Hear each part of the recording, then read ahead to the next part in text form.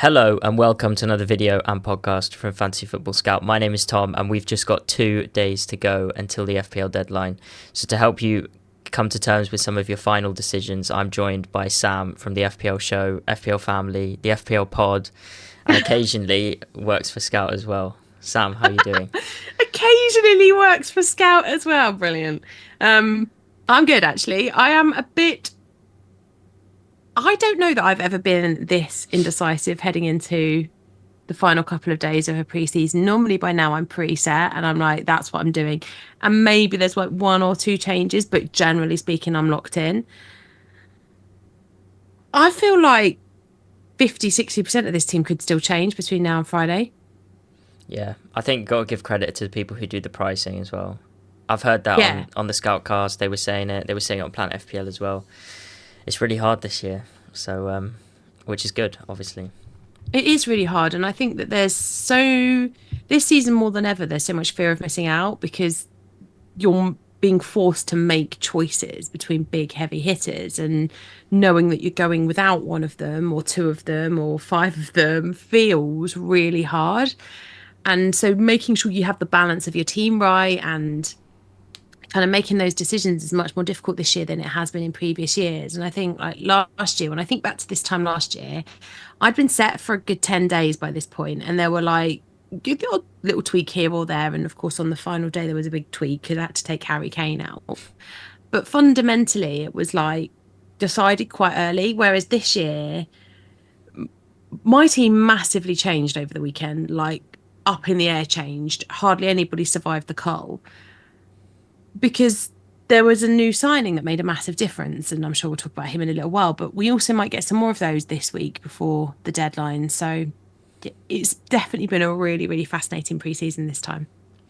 Yeah, definitely. And just 2 days to go, that Friday night deadline. Don't get caught out by that. So in that spirit, we'll get on to things straight away. I'll read this out for the podcast listeners and then we'll deep dive into it. So Sam has got Henderson in goal, Gvardiol, Saliba, Pedro Porro at the back. She's got Saka, Jota, Eze and Smith Rowe as a midfield four. And then up front, Haaland, Isak and Solanke.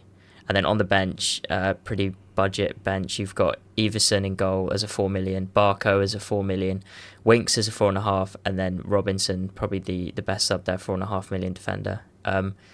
So Sam, straight off the bat, we'll talk about Solanke because you're a Spurs fan. He's come in over the weekend. I'm guessing he obviously wasn't in your team before the weekend, but he is now. So that's one of those major changes you've done over the weekend. Yeah, he came in actually on Friday night. So as soon as we saw that "here we go" message, I got very excited because He could have got the four thing that we've Spurs. I know it, and to be fair, you did message me and tell me that I should have done that, but I didn't want four Spurs. I don't think there's four Spurs players I really wanted, to be honest. But it did change quite a lot, that Solanke transfer, because up until this point, I'd been fairly settled on having Kulusevski because he'd been playing out of position in that number nine. He was 6.5 million. I felt like that was a really nice option, but there was always the risk that if we signed a striker that he wouldn't start in the number nine. And then also it's a case of, well, actually, where is he going to start? Is he going to start on the right? If he starts on the right, what does that mean for Johnson? Is he going to start in the 10? If he does, what does that mean for Maddison? Are we going to play him somewhere else on the pitch? Like feels now quite difficult to know what's going to happen with Kulusevski, which is ridiculous because actually he's had the best preseason of all of the Spurs players. But Solanke feels so important. He's come in. We saw last year with Mickey van der Ven, he signed like 3 days before the deadline and started in game week one. Postecoglou, when he gets his men, that's it. That's what he wants, and he starts them. So I'm expecting Solanke to start against Leicester on Monday evening. He's had pretty much a full preseason as well with Bournemouth. So although he hasn't been with us, he has had a pre-season, and Spurs don't play until Monday, so he's got those additional training sessions. It's not like with a Friday night match and he's only going to train with them once or twice. He did his first training session with Spurs yesterday, and then we'll have the rest of the training sessions up until Monday. So for me, he was absolutely essential, but it did mean a massive change in how my budget was used because I had to upgrade Muniz, and that sounds simple enough, doesn't it, to go from a 6 million to a 7.5, but actually that's quite difficult. Yeah, yeah. So would you say that makes Brenner Johnson a bigger void now, and Kulusevski as well? I think it makes them hard to own for sure, because do they go back to just competing for that one slot? Because if Solanke's going to play in the nine, we know that that Son's going to be there on the left. So it basically means that that right hand spot is the one that both Brennan Johnson and Kulusevski will be competing for, because you would expect that Maddison will get the start in the 10. And I can't believe that he's going to bench him. He's the vice captain. He's on all set pieces. I just don't see that happening unless Maddison starts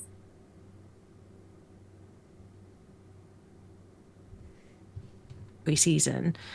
So yeah, I think Brennan Johnson becomes a bit of an avoid, because although he had a bad pre-season, Kulusevski certainly had a better one. So if it's the choice between the two, I would expect it to be Kulu that would get the nod over him this week anyway. Cool. Well, we'll skip past Haaland and Isak because I think they've always been in for you, and that seems to be everyone's front line in the minute. But you got some interesting picks in the midfield. First of all, with Eze, are you put off a little bit by the transfer rumours? You don't think that Saturday night Man City could pay the release clause, and suddenly it's all gone a bit wrong? Yeah, absolutely. Because I really like him at Palace, and I really, really don't if he goes to Man City, because he might be one of those players that goes to Man City and then starts every game and is brilliant. Or it might be another Calvin Phillips drama where he goes there and then we don't see any real minutes and he becomes a very difficult to own fantasy option. It is possible, absolutely, that happens. Unless we get firm word on it, I think I'll probably stick with him. I've had him the entirety of pre-season. The worst case scenario here is that he's downgradable to one of the 6.5s, and there's loads of those that I fancy, particularly like Nkunku's not in here anymore as a result of the shuffling around of my team to fit in Solanke. But there's also Garnacho, who impressed me in the Community Shield when he was on the pitch. So I could go down to one of those two fairly easily from Eze, which is why I've kind of left him there.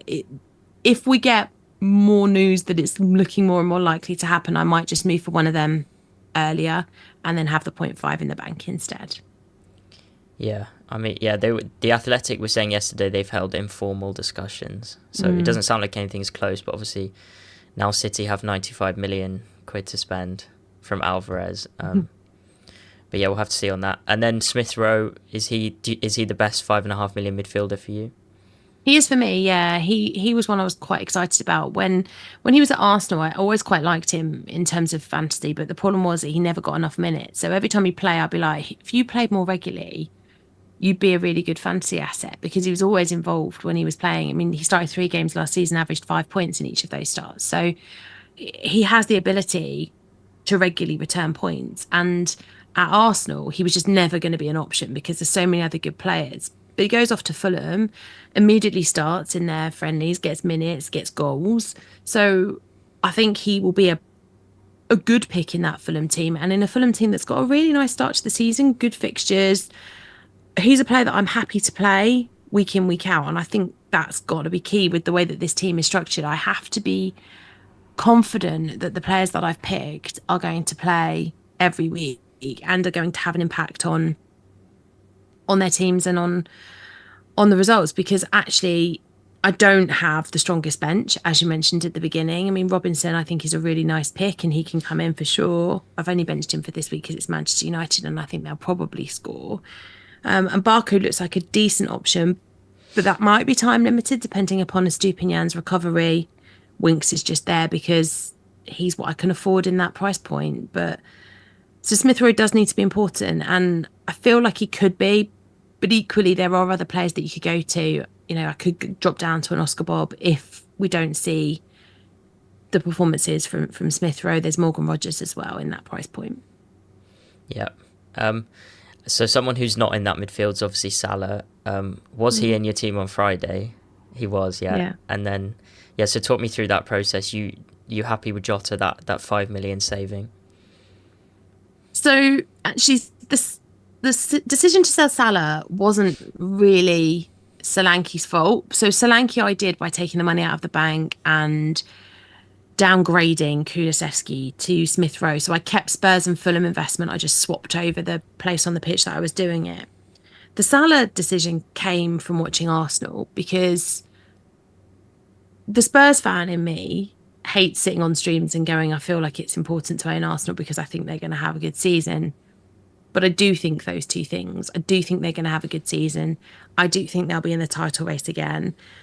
I do think that defensively they'll be the best team in the league. I think they'll keep the most clean sheets, and I think that they'll score a lot of goals. So I was looking at my team, which had just Raya as the full and lone Arsenal player. And I was just like, I feel massively underinvested in Arsenal. And I know that the fixtures are mixed to start the season, but when we're talking about competitors for the league title, those mixed fixtures are exactly the kind of ones that they need to go and win comfortably if they are going to give themselves the advantage and try and win the title this season. So, yeah, I felt like I needed Arsenal. I wanted Saliba because he's my favourite FPL asset. He's generally the one that I put in first. And when it comes to defensive picks, I just think he's so secure of starts and he's so good defensively that I like owning him. And I really wanted to put Saka back in. And the only way that I could get those two was to sacrifice Salah for Jota. And is it a risk? 100%. Like, not owning Salah does not feel comfy at all. Like, when you've got Salah in your team, it's like putting on an old pair of slippers, right? Like, you know where you are with him, you know what you're going to get. With Jota, everything's a little bit more up in the air. You've got is he going to start in the number 9? Yes, I think he will in game week 1. Will he start there all the time? Who knows? There's Gakpo, there's Darwin, there's other assets as well. Will he regularly get starts? Yes, I think so. But there is always a bit of a risk if he doesn't perform because Liverpool do have so many other attacking assets. But I think for me, going into game week 1 against Ipswich, I want to have a Liverpool player, and he feels the most likely to return outside of Salah. Yeah, I mean, obviously he scored on the weekend as well, which seemed to set everyone on that bandwagon. Yeah, Saka. Talk to me a little bit about Saka against Son, because before Solanke came in on the weekend, I was really set on going Son over Saka for a couple of weeks, especially with how bad Leicester's pre-season's been. I just think Steve Cooper's already complaining they haven't signed anyone, and they got hammered on the weekend as well. So yeah. I think that's worth targeting, but obviously with Solanke at 7.5, it's quite hard to justify Son at 10, maybe. Massively, I agree. And actually, if you look at Son's record on a Monday night, it's insane how well he seems to do in Monday Night Football. Now, I'm not saying that's a reason to pick him, but if you're looking for a captaincy reason and you've got Son in your team, there's probably one there. But I agree with what you've just said. Like, I think I had ruled Son out, to be honest, for all of pre-season, because I just couldn't justify spending 10 million on him at a time where I had Haaland and Salah in my team. I just couldn't find a way to make that work without having to go without players like Isak. And I didn't want to do that, which is why throughout pre-season I'd either been on Brennan Johnson or Kulusevski, because they felt like the best ways to invest in Spurs without having to spend the 10. But I always felt like neither of them would probably hit the highs of Son. So you were compromising on the returns that you would get on the basis that you were saving 3.5 million. Now, Solanke's arrival, I think, makes a massive difference as well, because it means that Son is out in his preferred position on the left. That's going to be really important for him, because I don't think he was as effective. I know that, last season we all were really excited to get an out of position Son playing in a number 9, but it's not his best place, and it didn't really work for him, I didn't think. And from a Spurs perspective, it certainly didn't. So having him go back out on the left, I do think will be, one, a better thing for Spurs, and two, from an FPL perspective, a better thing for Son. Now, there's a little bit of debate around the penalties as well, because obviously Son was on them last year, but Solanke did take all of Bournemouth's penalties last time around. So does he lose the penalties? I guess we're going to have to wait and see again until we get one given in the league. But I agree. I think at 7.5, if you want to invest in Spurs, you go for Solanke. If you want to double up, I absolutely don't hate it. But I think in the early part of the season, I'd prefer to have one from Spurs and one from Arsenal and one from City, just so that we can kind of settle into the season. And then once we see the form from these players, you can then move to double up on each of the teams if you want to do that. Yeah, so there's no thought to get Son instead of Saka, even as a Spurs fan? Not for me. It was always about how can I get Saka in this team. If I didn't if I wasn't going to go for Saka, I'd have kept Salah over Jota. Interesting. Right, so we'll talk about the defence and the goalkeepers in a minute, but just a quick message from the video sponsors, and that is LAZYFPL, who are a FPL newsletter completely free to sign up for. What they do is they condense all the week's news and key information into a short email that they send out 24 hours before each deadline. So it's really useful if you've been really busy, you haven't kept up, if you've forgotten it's a Friday night deadline, which I'm sure some people will, or if you're just on like 3 FPL podcasts a week like Sam is and can't actually read anything else. So do check that out in the description. Sign up's completely free, and make sure you're always up to date on all your FPL needs. So back to the team, Sam. You've got sort of big at the back, which seems to... It was dead at the start of pre-season, and now it seems like lots and lots of people are on it. Gvardiol, Saliba and Porro. So when did you sort of move to this big at the back, and what do you think of it in general? When I sold Salah.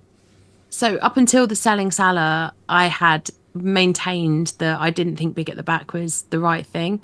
And I'm still not actually convinced that this is the right thing to do. Like, Gvardiol and Saliba, they're locked. They're not going anywhere. I've had Gvardiol in every single draft, and I've tried desperately to get Saliba into every single draft, and I've finally managed to get one that I like that's got him in. So they're definitely staying. Pedro Porro, I just don't know. Spurs defensively were good at the start of last season. We started with a really nice run of fixtures, and up until game week 9 we kept 4 clean sheets, and I was like, okay, maybe we've like turned a bit of a corner defensively. We brought in Van der Ven. The partnership with Romero was nice. Vicario was doing really well in goal, and then rolled in game week 11 and the fixture against Chelsea where Van der Ven got injured, Romero and Udogie got sent off, and it was kind of like, right, now we've got massive problems. And from that moment on, we kept just 3 clean sheets for the rest of the season. And defensively, we were all over the place. Whenever Van der Ven isn't there, we don't have the same ability to get back from our attacking positions, and it leaves us vulnerable defensively. And so when he's there, everything's so much better because his pace means that he'll be the one that gets back and he covers and generally speaking prevents the goals. Great. When he's not, it's a problem. Now going into this season, he's fully fit and available. He'll play alongside Romero, and it'll be Porro on the right. On the left, you'd expect it to be Udogie. He's coming back from a thigh injury. He's played 45 minutes of pre-season, so we'll just have to see. He's played Spence there at points over the course of pre-season, so I suppose there's a potential change up that happens in game week 1. But if Udogie's fit, he'll play him because that's the preferred back 4. There is a chance, I think, that at points this season we play a back 5 and we play Dragoson in with Romero and Van der Ven and allow Udogie and Porro to go forward. And if that happens, it makes Porro a really exciting option because suddenly the requests for him to be defensively there are even less than they are right now. But I'm not sure that he is worth 5.5. And I've been saying this all summer. Like, I still think you can save money and you can have a Van der Ven at 4.5, or you can have a Romero or Udogie at 5, and you don't need to spend 5.5.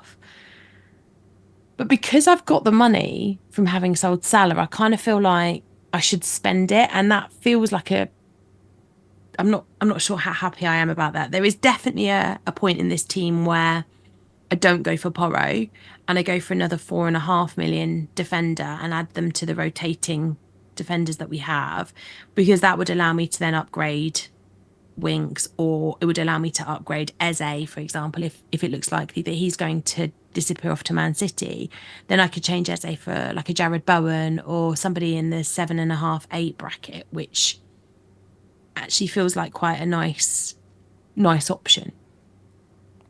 I mean, you're not getting Porro for the clean sheets, though, are you? Like, he's one of the most attacking defenders in the league. I think he's definitely worth it over the centre backs for sure. Well, you say that, but Romero got 5 goals last season. He was the highest scoring defender in the game when it comes to actual goals.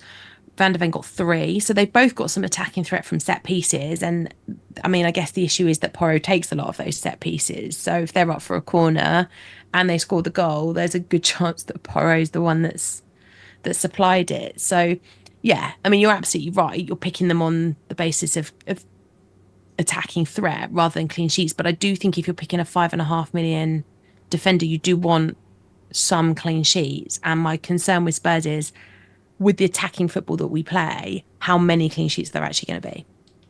Yeah. I mean, yeah, I wasn't expecting you to talk me out of a Spurs player, but you might have done that.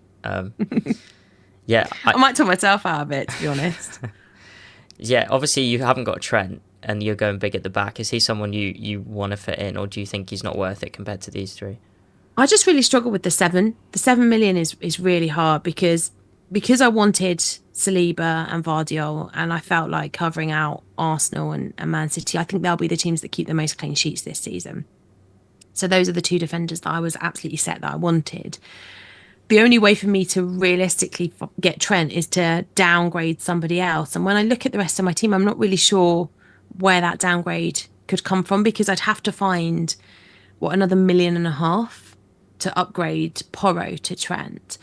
And I just don't see where I could do that unless I went from Saka down to an Erdegaard, or did something kind of like that, or took Eze down to a Morgan Rogers, or a Bob, somebody in that bracket.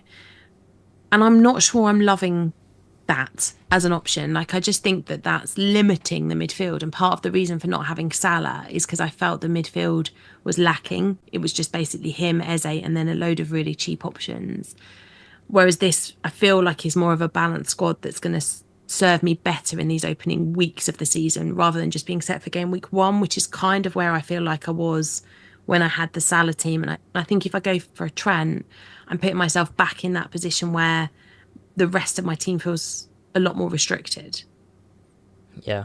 Yeah, talk to me about Saliba against Gabriel, because I've got Gabriel because I know they scored similar points, but Gabriel's underlying attacking data was, I think he got 4.5 expected goals. Saliba was 1.5. Mm-hmm. I know, yeah. I know you say you love Saliba. He's one of your favourite players, but how come you gone for him over Gabriel? I just always do. I think Gabriel, he has got much more attacking threat in front of goal than Saliba does. However, Saliba also goes up for set pieces, so there's always an opportunity for an attacking return for him. And we saw both of them score, to be fair, at the weekend in Arsenal's last pre-season friendly. If you want the real attacking threat, then you go for Ben White, because from assist potential and crosses and all that good stuff, then he's the one. But he's that extra zero point 0.5. For me, Saliba offers the security, and I think that's quite critical when you're spending 6 million. Like, I look at Arsenal's defence and the players that they've brought in with Calafiori, and obviously you've got Timber coming back as well. There's a lot of options that Arteta has available to him, and that's going to be brilliant for him in terms of the Champions League football versus Premier League football, and obviously when we get into cup season as well, getting into the cup stages. Whereas with Saliba, like, I could guarantee pretty much that he's going to start week upon week upon week. He will be solid defensively. He'll rack up the clean sheet points, and he'll pop in with a goal here or there over the course of the season, maybe 1, 2, or possibly 3 over the course of the season, a bit like we saw from Van der Ven, but with more clean sheets. Whereas with Gabriel, the attacking threat is definitely greater, but I do think that there's a little bit more potential for some rotation with him around that position, and that's what I'm trying to avoid with the Saliba pick fundamentally. Yeah. You're not tempted? I'm just thinking you could get Munoz in for Porro, and then get Ben White in for Saliba. Yeah. Could be something. Yeah. There. Absolutely. The only thing that put me off the Munoz pick is Henderson picking goal. I don't want to double up on any of the defences. So if I did that, that would then mean that I would want to go for a different goalkeeper. It does then open up the door maybe for the Flecken or the double Brentford goalkeeper combination, which is something that I've considered, because it would allow me to have a Palace defender in there instead of having the Palace goalkeeper. So that's definitely something that I'm considering. Porro feels like a player that I'm definitely not locked on. I definitely could feel my moving away from him in these opening weeks, but he has got a couple of goals in pre-season. He has been very, very attacking. The one issue I have with him is that when it's Brennan Johnson playing on that side, Brennan gives him the space that he needs. He's happy to stay wider and allow Porro to come in. with Kulusevski, they tend to get in each other's way a little bit more. Kulu comes in and so does Porro, and that means that they're in a very congested space then on that side. And because I don't feel like I really know who's going to get the start from a Kulusevski Johnson perspective, that also niggles me with the Porro pick, because I want Porro to have, if I'm going to have him, I want him to have the freedom to go and cut in, put the goal shots in, but also put the crosses in, take the set pieces, all of that good stuff. So Porro, I definitely don't feel settled with this. Like I was saying to you before we started recording, I'm still a bit all over the place. There's a few players in there that are definitely locked. The Vardiol, the Saliba picks, I'm definitely going with them. Haaland, Isak, Solanke, that's definitely locked. Even Winks and Robinson, I'm locked on them as well. Everybody else, Smith Rowe, I think I'm probably also a bit locked on, but everybody else feels up for grabs. So the goalkeeper slot might yet change. Porro definitely could. Eze has got massive potential to change depending upon what happens with this Man City news. Yeah, cool. You've just mentioned the keeper that I was going to ask, but you've just said it may change. You mean change to another 4.5, or you might move around the price? Do you think Henderson's the best in that bracket? I think he is in the 4.5s, yeah. I think there are better goalkeeper options if you can afford a 5.5. But I think at the 4.5, I do think he's the best option. I like the Palace clean sheets potential in these opening weeks.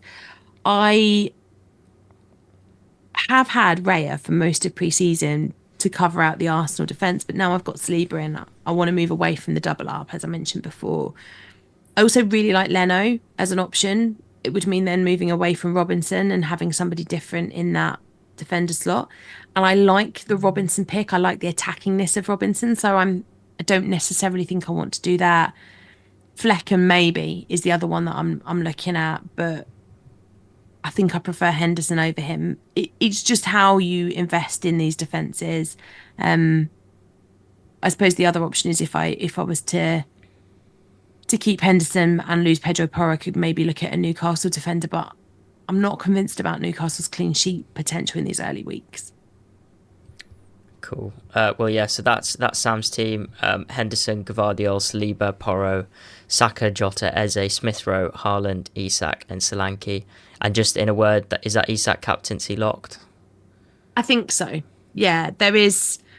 If I move it, it will only be to go to Haaland, because obviously braced in this fixture last season. And also Haaland, I was looking at him in the last couple of years. He scored twice on both opening days in the last 2 years, returning 13 points in both fixtures.